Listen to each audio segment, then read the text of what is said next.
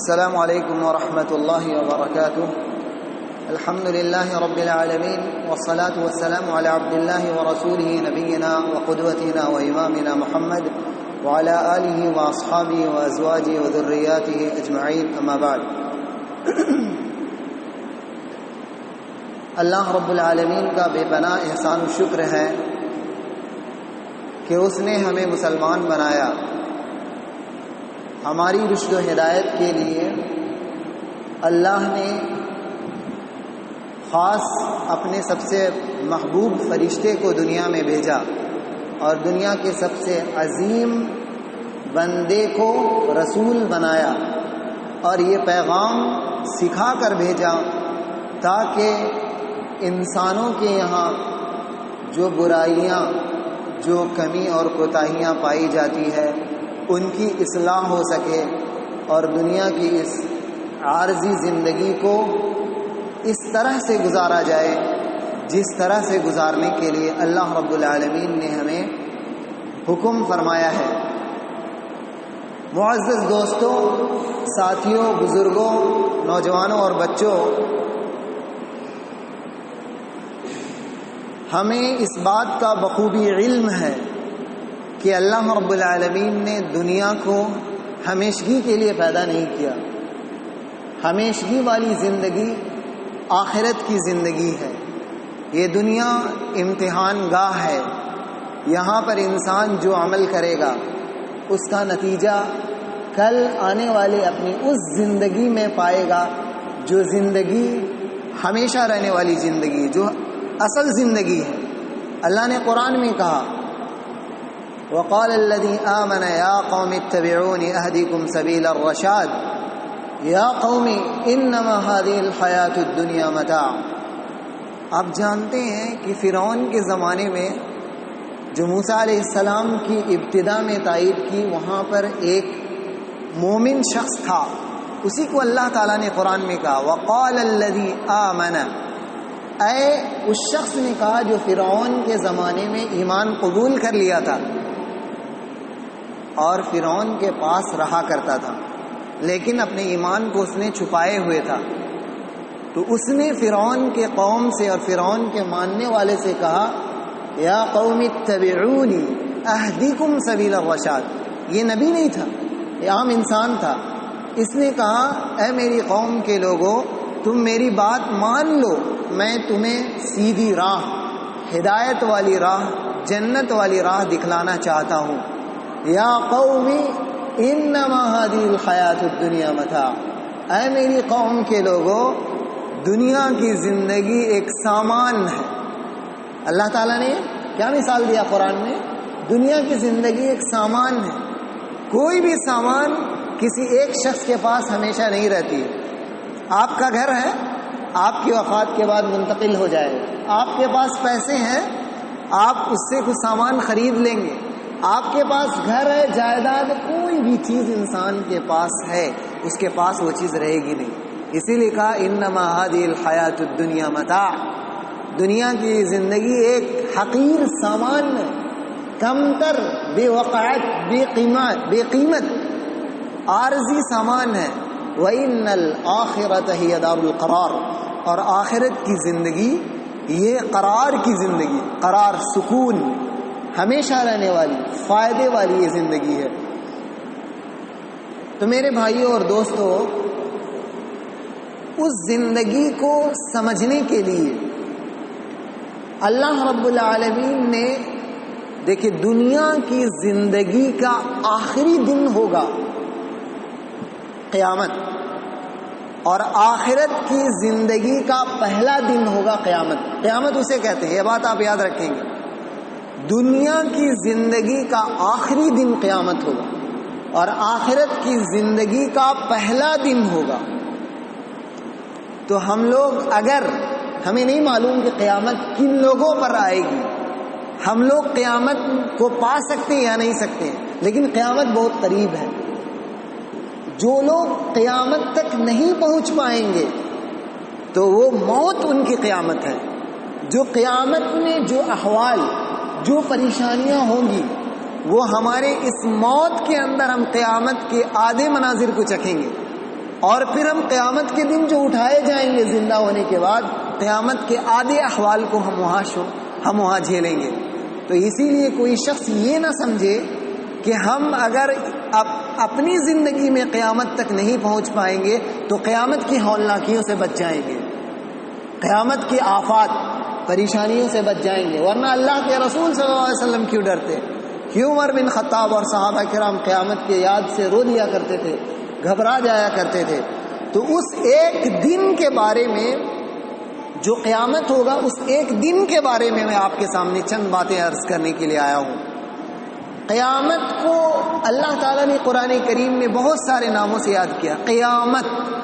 قیامت کے معنی قام یقوم کے معنی ہوتا ہے کھڑا ہونا۔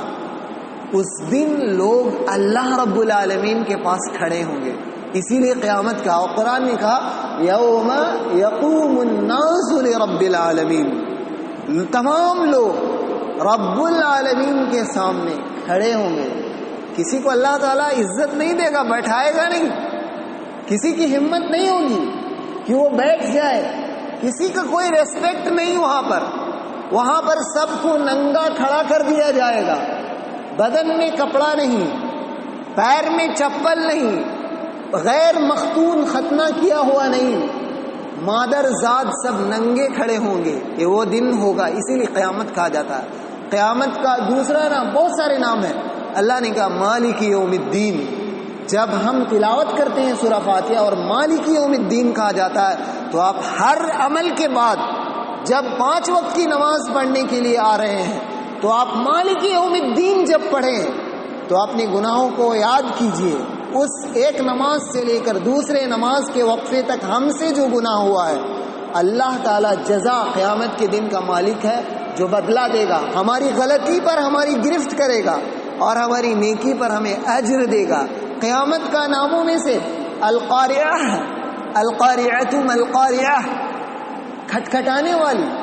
قیامت کے دن آواز آئے گی بہت تیز، اور بہت ساری آیت ہیں کہ زمین میں خطرناک بادل جب پھٹ جائے گا، آسمان پھٹے گا، تو زمین و آسمان کے اندر بہت تیز گرج آواز پیدا ہوگی کہ انسان بے ہوش ہو جائیں گے۔ قیامت کو اسی لیے قاریہ کہا جاتا ہے۔ بہت سارے نام ہیں۔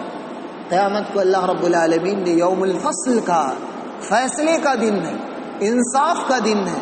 کسی کے ساتھ ظلم نہیں کیا جائے گا، کافروں کے ساتھ بھی ظلم نہیں کیا جائے گا، اللہ رب العالمین انصاف کرے گا۔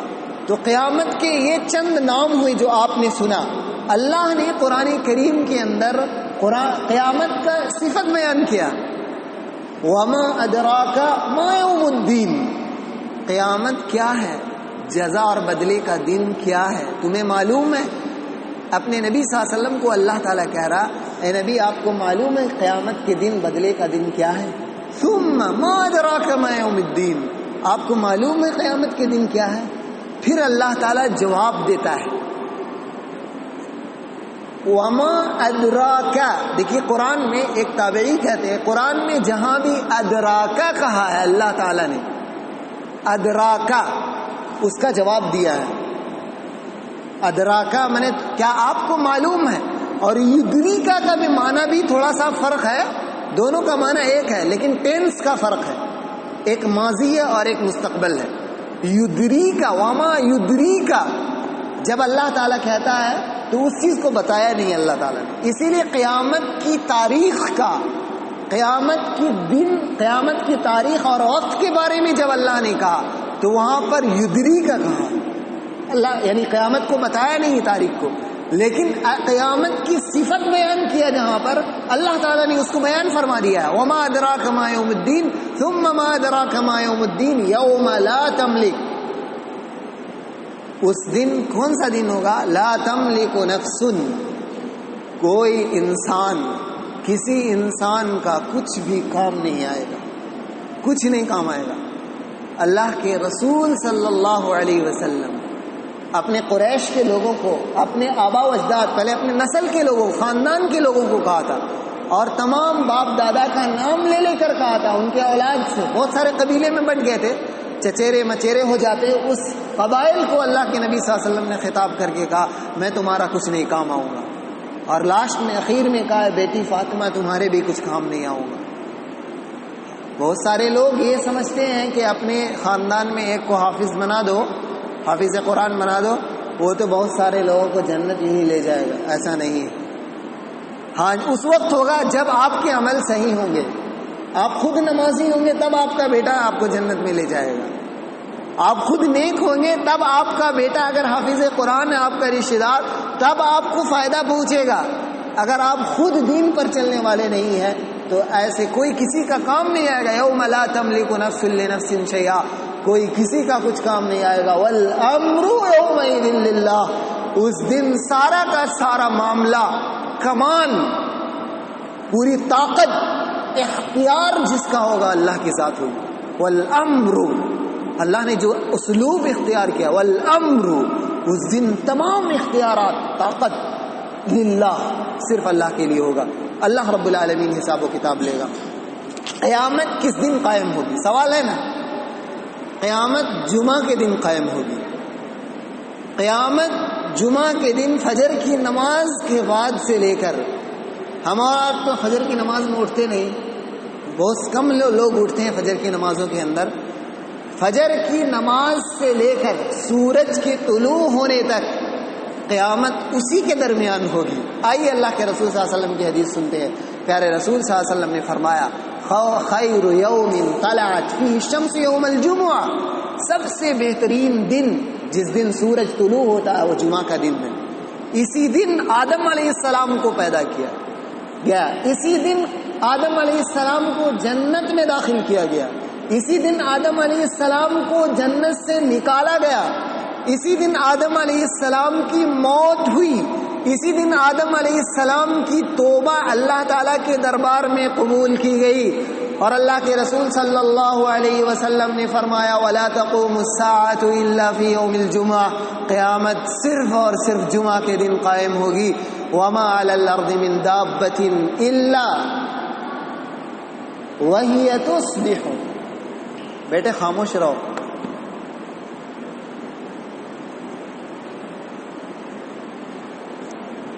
الگ الگ ہو جاؤ, سب الگ الگ, دور دور میں بیٹھو, ساتھ میں نہیں بیٹھو. بات کوئی نہیں کرے گا, الگ الگ دور سے بیٹھے. اللہ کے رسول صلی اللہ علیہ وسلم نے فرمایا, قیامت جمعہ کے دن قائم ہوگی. وما علی الارض من دابۃ الا وهي تصبح يوم الجمعة مسیخۃ الى ان تطلع الشمس. کہ جمعہ کا دن جب ہوتا ہے, آپ دیکھیں ذرا اللہ کے رسول صلی اللہ علیہ وسلم نے کیا فرمایا.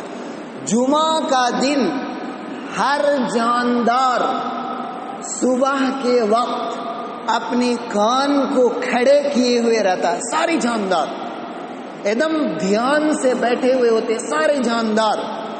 صبح طلوع فجر سے لے کر سورج طلوع ہونے تک, خوفا من الساعہ, قیامت کے ڈر سے, اس یہاں تک کہ سورج طلوع ہو جاتا ہے. الا الجن والانس, سوائے جنات اور انسان کے. ساری جاندار کو اللہ تعالیٰ نے یہ صلاحیت دی ہے اور ان کو بتا دیا ہے کہ قیامت جمعہ کے دن قائم ہوگی. سارے جاندار, بکریاں ہیں, پیڑ ہیں, جانور ہیں, جتنے طرح کے جانور ہیں, سب پریشان ہوتے ہیں جمعہ کے دن, گھبرائے ہوئے ہوتے ہیں قیامت کے ڈر سے, سوائے اور جنات اور انسان کے, جس کے لیے اللہ تعالیٰ نے قرآن نازل کیا ہے. تو آپ ذرا اس دن کا اہتمام اسی لیے زیادہ کرنا چاہیے اور اپنے آپ کی اصلاح کرنی چاہیے. اللہ کے رسول صلی اللہ علیہ وسلم نے دوسری حدیث میں فرمایا, تم میں کا سب, تمہارے دنوں میں سے سب سے بہتر دن جمعہ کا دن ہے. اس دن آدم کو پیدا کیا گیا, اسی دن ان کی وفات ہوئی. وفیہ الساقۃ وفیہ النفقہ, قیامت کے دن ہی لوگ بے ہوش ہو جائیں گے. قیامت کے دن بے ہوش کر دیا جائے گا. ساقہ, قیامت کے دن پھونک مارا جائے گا. جو فرشتے بیٹھے ہوئے ہیں اسرافیل علیہ السلام, پھونک مارا جائے گا.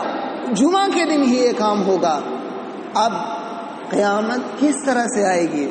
ہم لوگ جس طرح سے غافل ہیں, ایک مسلمان آج جتنا غافل ہے قیامت سے,